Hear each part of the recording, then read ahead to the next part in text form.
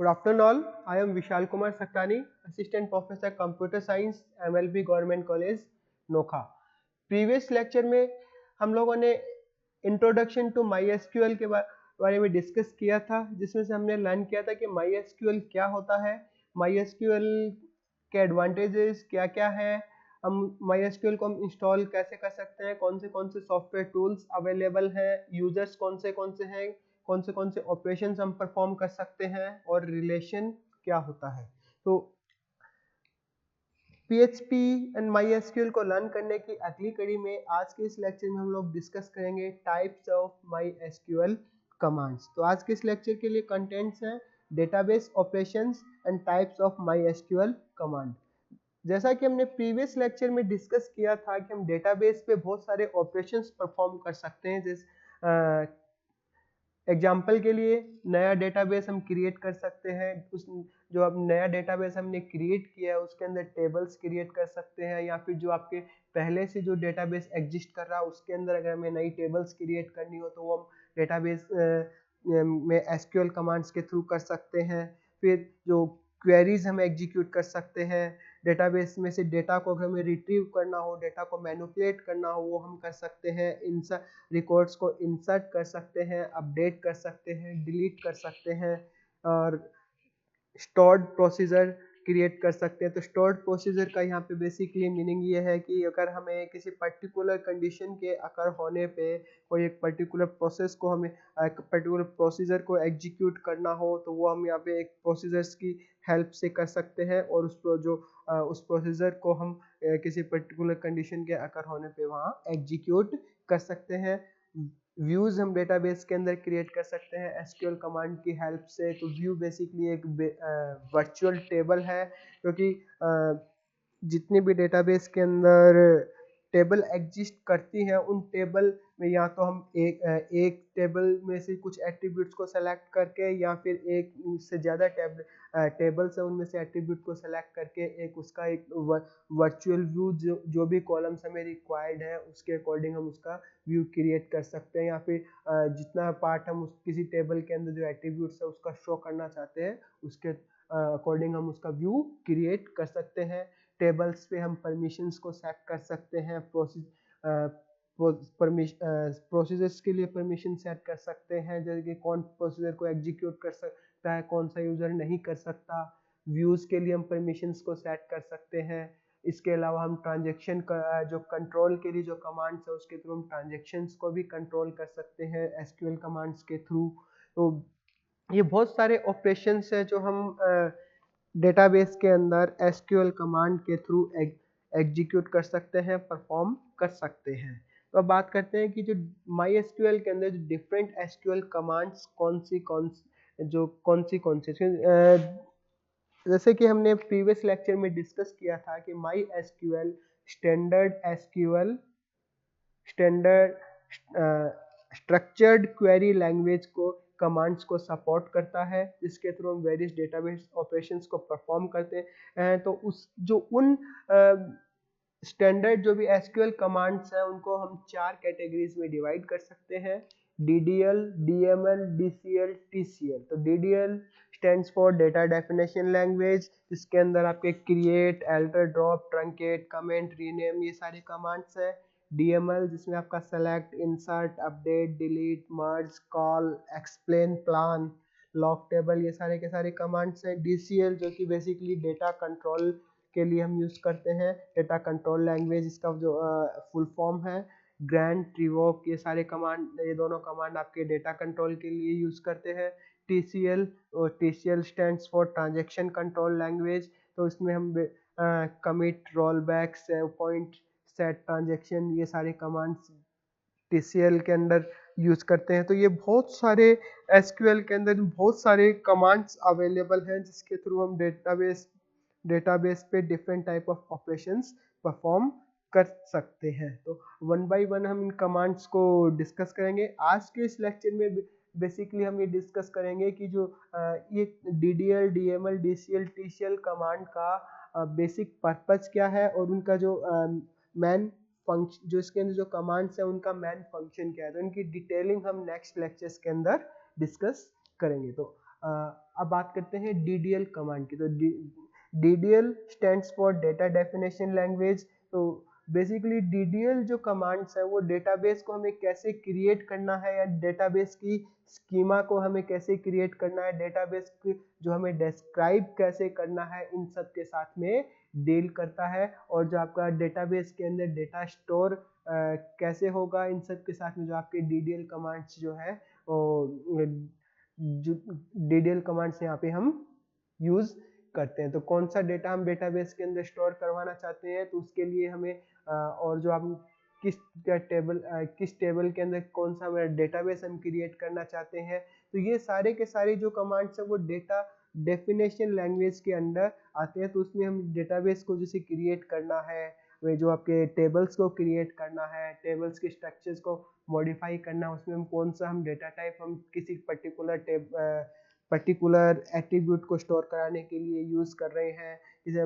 तो ये सब जो डेटाबेस की स्कीमा से रिलेटेड जितने भी ऑपरेशंस हैं, डेटाबेस के स्कीमा और डिस्क्रिप्शन से रिलेटेड, वो सारे के सारे ऑपरेशन हम DDL कमांड्स की हेल्प से करते हैं। तो इसमें DDL कमांड्स में सबसे पहला कमांड है क्रिएट। तो क्रिएट कमांड जो है वो डेटाबेस ऑब्जेक्ट्स जैसे table, index, views, stored procedure, functions, triggers, इन सब को क्रिएट करने के लिए यूज करते हैं। अल्टर कमांड जो है कि डेटाबेस के जो भी आपका एग्जिस्टिंग डेटाबेस है उसके स्ट्रक्चर को मॉडिफाई करने के लिए, अल्टर करने के लिए यूज करते हैं। ड्रॉप कमांड जो है वो आपके डेटाबेस के अंदर ऑब्जेक्ट्स को डिलीट करने के लिए, ऑब्जेक्ट्स जैसे कि टेबल, कॉलम, इन सब को डेटाबेस से डिलीट करने के लिए यूज करते हैं। ट्रंकेट, तो ट्रंकेट कमांड किसी भी टेबल के अंदर जितने भी रिकॉर्ड्स हैं उन सब रिकॉर्ड्स को डिलीट करने के लिए यूज करते हैं। और अगर हम ट्रंकेट कमांड को यूज करते हैं किसी टेबल के साथ, तो उस टेबल के अंदर जितने भी रिकॉर्ड स्टोर्ड हैं वो सारे के सारे रिमूव हो जाएंगे और जो स्पेस एलोकेटेड था वो स्पेस यहाँ पे फ्री हो जाएगा। तो ट्रंकेट कमांड कभी भी टेबल के स्ट्रक्चर को डिलीट नहीं करता है, जबकि ड्रॉप कमांड को अगर हम यूज करें किसी टेबल के साथ तो आपकी ड्रॉप कमांड के थ्रू हम किसी टेबल को डिलीट कर सकते हैं, जिससे में टेबल के डेटा के साथ साथ उसका स्ट्रक्चर भी डिलीट हो जाएगा। तो ट्रंकेट कमांड ओनली टेबल के अंदर जो डेटा होता है उसी को डिलीट करता है। फिर बात करते हैं कमेंट। तो कमेंट जो डेटा डिक्शनरी के अंदर हमें कोई कमेंट ऐड करना हो उसके लिए यूज करते हैं। रीनेम, अगर हमें डेटाबेस ऑब्जेक्ट्स जो टेबल, कॉलम इनको रीनेम करना हो उसके लिए हम रीनेम कमांड को यूज करते हैं। तो ये सारे के सारे DDL कमांड्स हैं जिन्हें हम बेसिकली डेटाबेस के स्कीमा से रिलेटेड ऑपरेशंस को परफॉर्म करने के लिए यूज करते हैं। अब बात करते हैं DML कमांड। तो DML stands for data manipulation language. तो जो कि आपके डेटा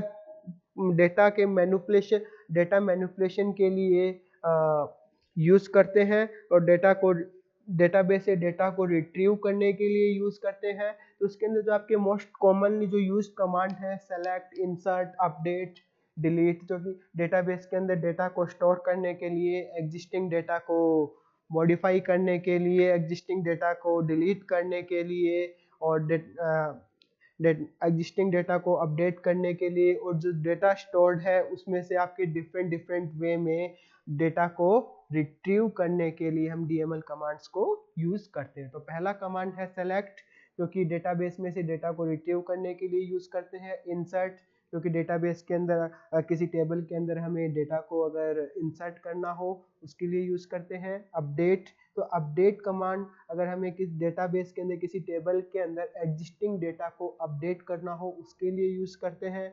डिलीट, तो डिलीट कमांड किसी टेबल के अंदर हमें अगर रिकॉर्ड्स को डिलीट करना हो उसके लिए हम डिलीट कमांड यूज करते हैं। मर्ज, तो बेसिकली मर्ज जो है वो आपका इंसर्ट और अपडेट, जिसको हम अपसर्ट भी कहते हैं, अपसर्ट ऑपरेशन परफॉर्म करने के लिए यूज करते हैं। कॉल किसी अगर हमें डेटाबेस के अंदर हमारे पास कोई स्टोर्ड प्रोसीजर है, PL/SQL प्रोसीजर और सब प्रोग्राम है, उसको कॉल करने के लिए यूज करते हैं।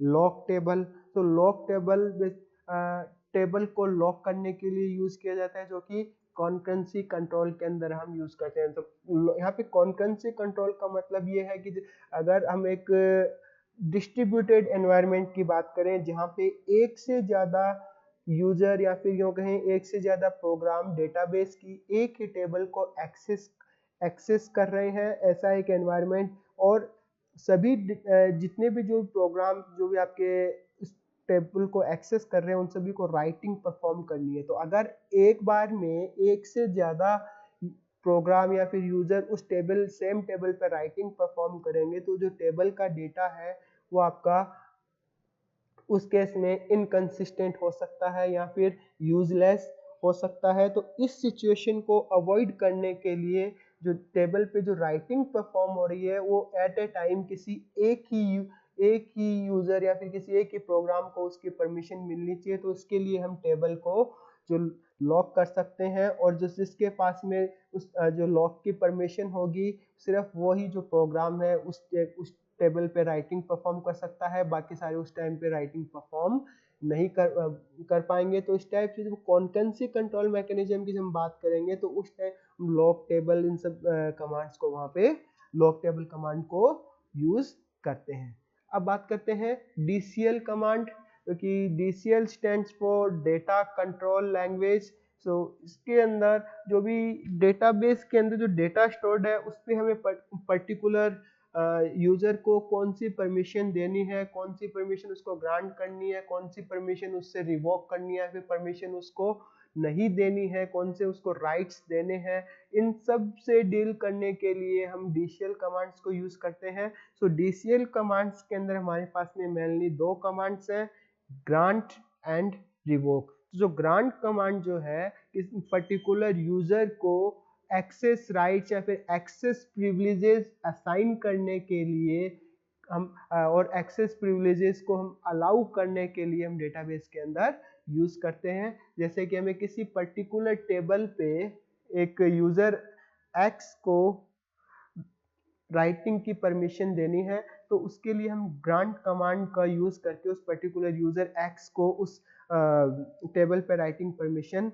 अलाउ कर सकते हैं। तो रिवोक के थ्रू हम परमिशंस को विड्रॉ कर सकते हैं। अगर हमने किसी यूजर को एक्सेस राइट्स उनको प्रोवाइड कर रखे हैं जो कि ग्रांट कमांड के थ्रू हमने उसको एक्सेस राइट्स अलाउ किए हैं, उसको असाइन किए हैं, तो रिवोक कमांड के थ्रू हम उन सब एक्सेस राइट्स को फिर से विड्रॉ कर सकते हैं, फिर से उससे वो परमिशंस छीन सकते हैं। तो जो DCL कमांड है इसीलिए हम इसको डेटा कंट्रोल लैंग्वेज कमांड इसीलिए कहते हैं क्योंकि इससे हम किसी पर्टिकुलर कमांड्स को एग्जीक्यूट करने की परमिशंस उसको यूजर को असाइन कर सकते हैं और यूजर से उस पर्टिकुलर कमांड्स को पर्टिकुलर ऑपरेशंस को परफॉर्म करने की परमिशन उससे रिवोक कर सकते हैं, उससे छीन सकते हैं। तो ये आपके डेटा को कंट्रोल करता है। तो next is transaction control language TCL। तो TCL जो कमांड्स हैं वो आपके डेटाबेस के अंदर ट्रांजैक्शंस के साथ में डील करता है। तो ट्रांजैक्शंस के साथ डील करने के लिए हमारे मेनली यहाँ पे हम 4 कमांड्स की बात करेंगे, commit, rollback, save point and set transaction. जो कमिट जो है, कमिट्स ए ट्रांजैक्शन, यानी कि अगर कोई ट्रांजैक्शन सक्सेसफुली कंप्लीट हो जाता है तो वो लास्ट में कमिट करता है। तो कमिट का मतलब किसी भी ट्रांजैक्शन के सक्सेसफुल कंप्लीशन से है। तो कमिट इंडिकेट, अगर कमिट कमांड एग्जीक्यूट हो जाता है किसी ट्रांजैक्शन के अंदर तो इसका मतलब उस ट्रांजैक्शन ने सक्सेसफुली अपना असाइंड वर्क कंप्लीट कर लिया है।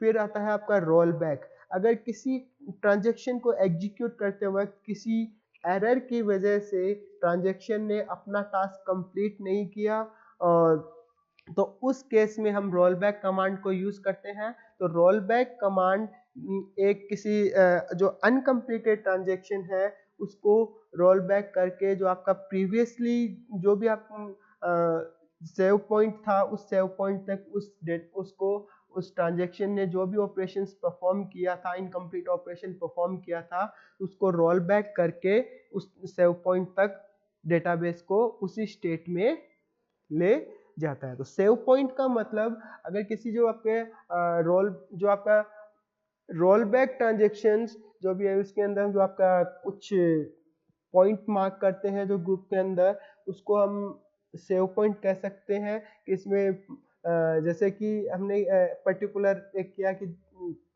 हम ये कह सकते हैं कि हमने एक टाइम स्टैम्प मार्क किया, और टाइम स्टैम्प मार्क करने के बाद में एक मार्क कर दिया कि आपका जो डेटा है, यहाँ तक जो डेटाबेस के अंदर जो भी डेटा है, या आपका जो डेटाबेस की स्टेट जो है वो कंप्लीटली अपडेटेड जो डेटाबेस है उस स्टेट में है। और अगर उस सेव पॉइंट के बाद में कोई भी ट्रांजेक्शन उस डेटाबेस को एक्सेस करता है, कोई एरर अगर होती है और वो ट्रांजेक्शन फेल हो जाता है, तो उस ट्रांजेक्शन को फेल होने के बाद में हमें जितने भी ऑपरेशन डेटाबेस में परफॉर्म हुए हैं उन सब को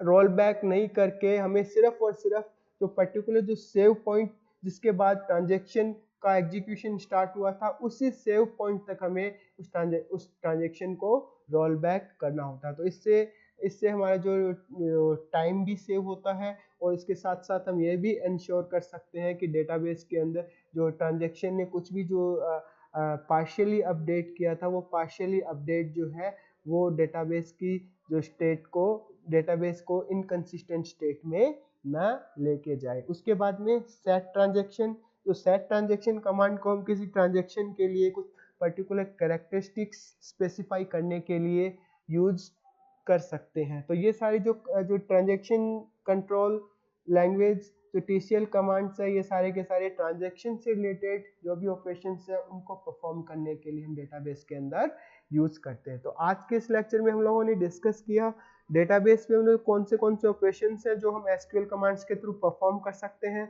फिर उन ऑपरेशंस को परफॉर्म करने के लिए जो SQL कमांड्स हैं उनको हमने कौन सी कैटेगरीज में डिवाइड किया है, जैसे कि आपका DDL data definition language, DML data manipulation language, DCL data control language and TCL transaction control language. तो DML कमांड जो आपकी क्लास है उसके अंदर कौन से कमांड्स हैं, जो DCL कमांड्स की क्लास उसमें आपके कौन से कमांड्स हैं, DCL में कौन से कमांड्स हैं, TCL में कौन से कमांड है, उन कमांड्स का यूज क्या है, ये सब हम आज के इस लेक्चर में डिस्कस किया। तो नेक्स्ट लेक्चर में हम लोग डिस्कस करेंगे DDL कमांड्स। तो DDL कमांड्स के लिए जो सिंटैक्स क्या होता है और वो कमांड कैसे वर्क करता है, एग्जांपल के साथ हम लोग ये डिस्कस करेंगे। Thank you.